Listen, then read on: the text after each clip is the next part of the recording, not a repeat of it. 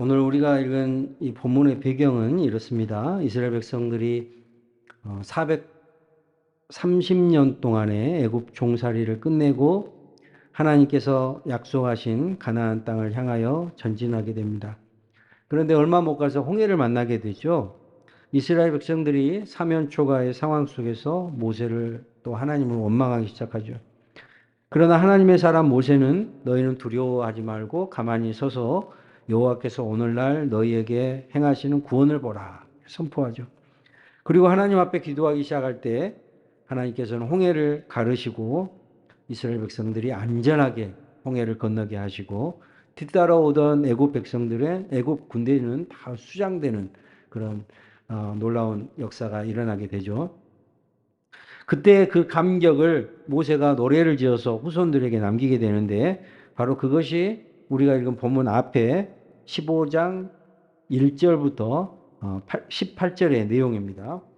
그리고 19절부터 21절까지는 홍해를 가르신 하나님의 오묘하신 능력 앞에 그 모세의 누이인 미리암과 모든 여인들이 소고를 들고 춤을 추며 하나님께 영광 올리는 장면이 나오게 됩니다.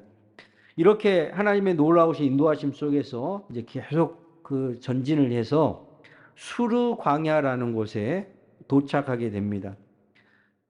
그런데 이 여정 3일 길을 계속 걸었는데 문제가 생겼어요. 그게 뭐냐면 물이 없는 거예요.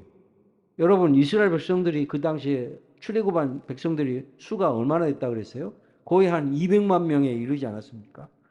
어마어마한 사람들이 출애굽을 했는데 이 과정 가운데 물이 없는 거예요. 그러니까 난리가 났겠죠. 그래서 이제 계속해서 어쩔 수 없이 계속 전진하는데 마라라는 곳에 도착을 합니다. 그런데 거기에 다행히 물이 있었어요. 얼마나 기쁜 일입니까? 그런데 또 다른 문제가 생겼어요. 그 물이 마실 수 없는 물이에요. 그들이 소리치기를 마라, 마라 이렇게 그래요. 이 마라라는 뜻이 무슨 뜻이냐면 쓰다 이런 뜻이에요. 그곳에 물이 써서 먹을 수 없어요. 그러니까 이스라엘 백성들이 다시 원망하기 시작해요. 홍해를 건넜을 때 바로 앞에 막 하나님 앞에 감사하며 소고를 치며 춤을 추며 하나님께 영광 올려드렸던 그런 장면, 그런 모습은 온데간데 없어지고 다시 감사의 대찬송이 원망의 대합창으로 바뀌게 된 거예요. 그런데 이런 상황 속에서 믿음의 사람 모세는 절망하지 않습니다. 능력의 하나님 앞에 다시 부르짖어 기도합니다. 그랬더니 하나님께서 어떤 나무를 가리키면서 그걸 던지라 그래요. 그래서 순종하여 그 나무를 던졌더니 그 쓴 물이 단물로 바뀌어서 이스라엘 백성들의 목마름이 해결되었다. 바로 그런 내용이에요. 오늘 이 본문을 통해서 하나님께서 우리에게 주시는 귀한 교훈을 듣는 저와 여러분 되시기를 축원합니다. 첫째, 하나님의 뜻대로 살아도 고난이 올 수 있다는 것입니다. 홍해의 기적을 맛본 이스라엘은 하나님을 향한 감사의 축제를 끝난 뒤 모세를 따라서 3일 길로 남쪽으로 내려갔어요. 그 도착한 곳이 수르 광야라고 했습니다. 이곳은 아주 메마른 땅입니다. 그런데 여러분, 이 여정이 이스라엘 백성들이 자기 마음대로 선택한 것입니까? 자기 마음대로 이곳으로 가고 싶으니까 이곳으로 가자. 그런 게 아니죠. 하나님께서 이스라엘 백성들이 출애굽하자마자 무엇으로 인도하셨습니까? 낮에는 무엇으로? 구름 기둥으로. 밤에는 불 기둥으로. 그러니까 이스라엘 백성들이 나아가는 그 진로의 방향은 누가 인도하신 거예요? 하나님이 인도하신 거예요. 지금 이 수르 광야로 온 것도 이스라엘 백성들이 마음대로 정한 것이 아니라 하나님께서 인도하신 거예요. 그런데 무슨 문제가 발생했다? 물이 없었다는 거예요. 죽을 것 같아요.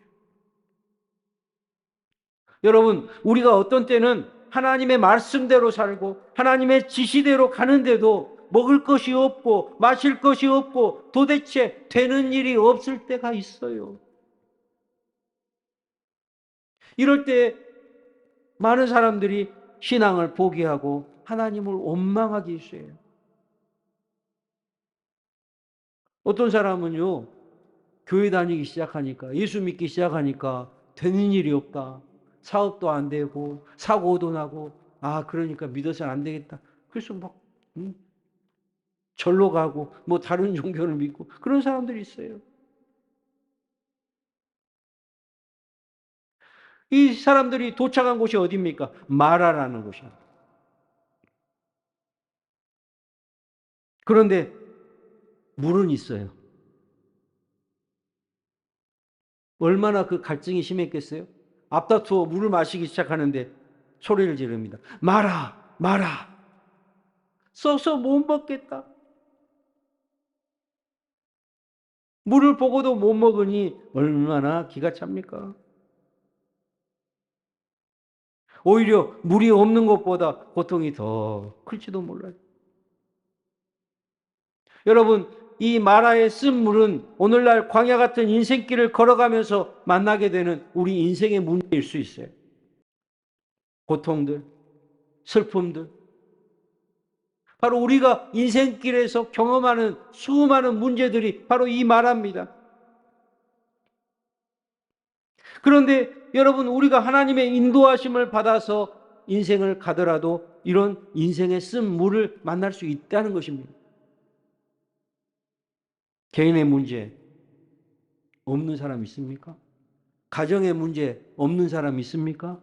사업의 문제 없는 사람 있습니까?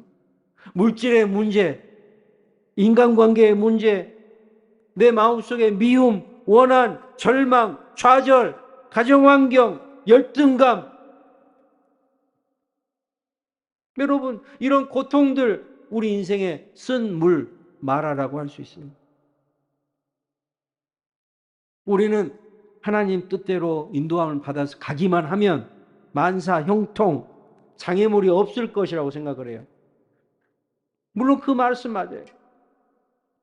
그런데 하나님께서 인도하셔도 때로는 광야길을 갈 수도 있고 마라 같은 쓴 물을 만날 수도 있다는 사실이에요.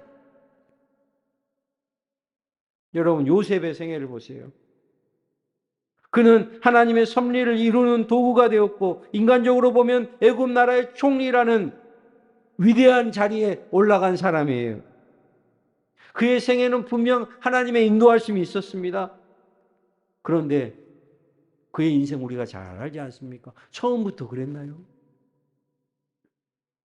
가장 신뢰할 수밖에 없는 가족들, 그 형들에 의해서 노예로 팔려갔고 애굽에서 얼마나 고통 가운데 살았습니까? 보디발의 유혹을 물리쳤더니 억울하게 감옥에 갇혔어요. 약 13년을 마라의 쓴물을 먹었던 거예요. 여러분, 마라는 인생길에 필수적인 과정일 수밖에 없어요. 가나안을 향해 가는 이스라엘 백성들이 잠시 통과하는 과정이었습니다. 하나님은 우리가 영원히 끝날 때까지 마라의 쓴물을 먹기를 원하지 않으세요. 가나안이 기다리고 있어요. 젖과 꿀이 흐르는 땅. 그러나 거기까지 도착하기 전에 더 풍성하고 더 고상하고 더 신령한 차원의 인생이 되게 하기 위해서 마라의 쓴 물을 통과하게 하실 때가 있다는 거예요. 고난이라는 것이 더 풍성한 인생을 위한 과정이고 하나님의 섭리를 이루는 과정이라는 사실을 우리는 기억해야 되는 것입니다. 그래서 로마서 5장 3절 말씀에서 우리가 환난 중에도 즐거워하나니 이는 환난은 인내를, 인내는 연단을, 연단은 소망을 이루는 줄 알미라, 이렇게 고백하고 있는 것이죠. 여러분, 그러니 그 과정만 보고 판단하지 마세요. 요셉이 노예 생활했던 그 순간만을 생각한다면 얼마나 고통스럽습니까? 그러나 우리는 뭘 기억해야 될까요? 그 이후에 총리가 되고 그 가족들을 다 불러 모아서 이스라엘 백성을 대민족을 이루는 아브라함에게 주셨던 그 약속을 성취해가는 그 놀라운 일들을, 그 역사를 이루어가는 도구로 이 요셉을 사용하셨다는 사실이에요. 여러분, 우리가 인생 살면서 계속 단물만 먹을 수는 없잖아요. 이 쓴물을 마실 때가 있어요.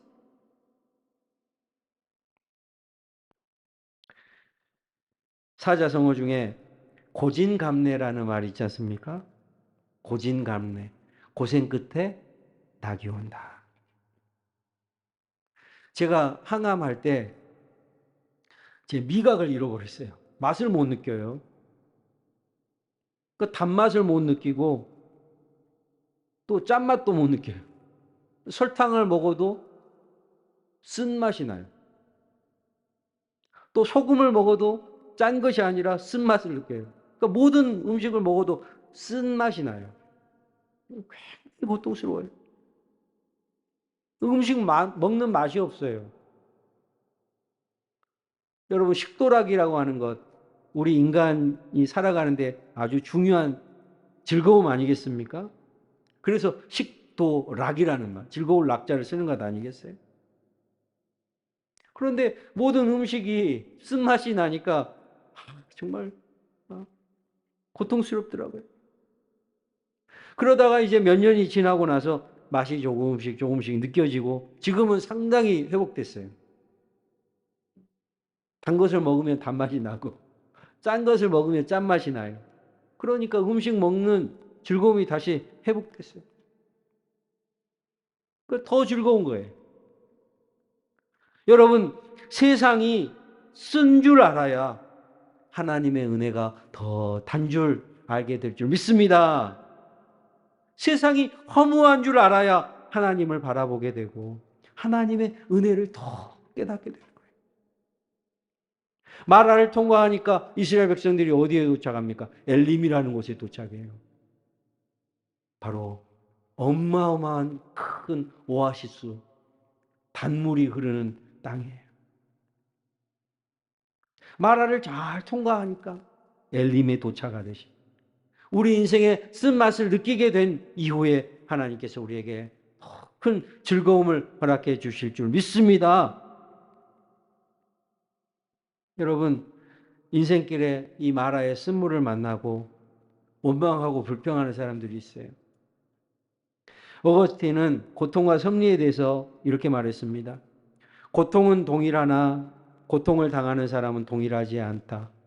악한 사람은 똑같은 고통을 당하면서도 하나님을 비방하고 모독하지만 선한 사람은 그 고통 속에서도 하나님을 찾으며 찬양한다. 모든 사람이 무슨 고통을 당하느냐가 문제가 아니라 어떻게 당하느냐가 문제다. 똑같은 미풍이 불지만 오물은 더러운 냄새를 풍기고 거룩한 기름은 향기로운 냄새를 풍긴다. 그러니까 누구나 마라의 쓴물을 경험해요. 그러나 우리 믿는 사람들은 그 마라의 쓴물을 어떻게 바라보느냐, 어떻게 느끼느냐가 중요한 거예요. 여러분, 이 상황 속에서 모세는 어떻게 했습니까?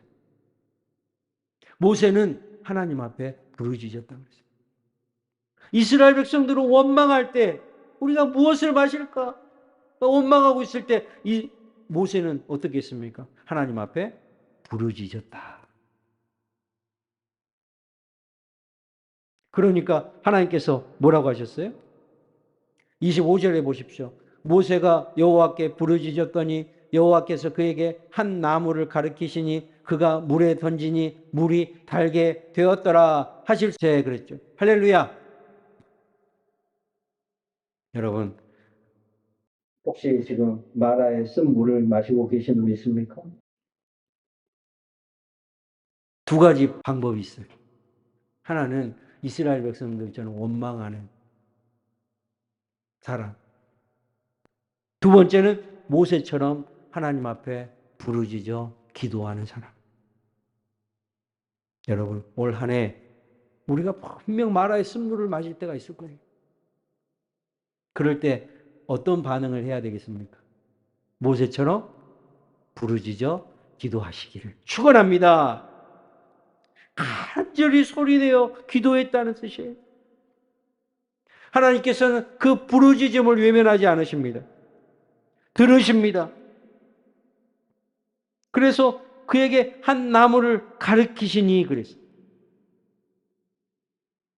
기도는 분명히 응답이 온다는 사실. 그렇습니다. 하나님은 언제나 삶에 지쳐 괴로워하는 인생들에게 그들이 하나님 앞에 부르짖어 기도하기만 하면 한 나무를 가르치세요.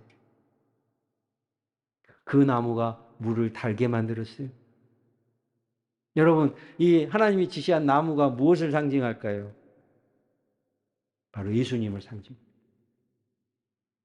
베이커라는 분은 예수 그리스도의 십자가는 불평과 불만에 쓴 물을 달게 하는 마라의 나무라 그랬어요. 매튜 헨리는 십자가는 모든 고통을 주는 쓴 물을 달게 하는 나무라 그랬어요. 여러분, 하나님이 응답하신 그 나무, 그 나무를 여러분의 마음속에 잘 모시고 여러분의 그 쓴 물을 달게 만드는 놀라운 역사가 있기를 축원합니다. 올 한 해는 여러분에게 마라가 끝나고 이제 그 쓴물이 단물로 바뀌고 그 다음에는 엘림의 오아시스가 여러분의 삶을 기다리고 있을 줄로 믿습니다. 여러분, 마라의 쓴물로 끝나지 않아요. 그것을 반드시 기억하세요. 우리에게는 엘림의 축복이 기다리고 있다는 사실을 우리가 기억하고 올 한 해 힘들고 어려울지라도 이스라엘 백성처럼 불평하고 원망하지 마시고 모세처럼 하나님의 은혜를 소망하며 여호와 이레로 모든 것을 예비해 놓으신 하나님을 만나는 축복의 성도들이 다 되시기를 주의 이름으로 축원드립니다.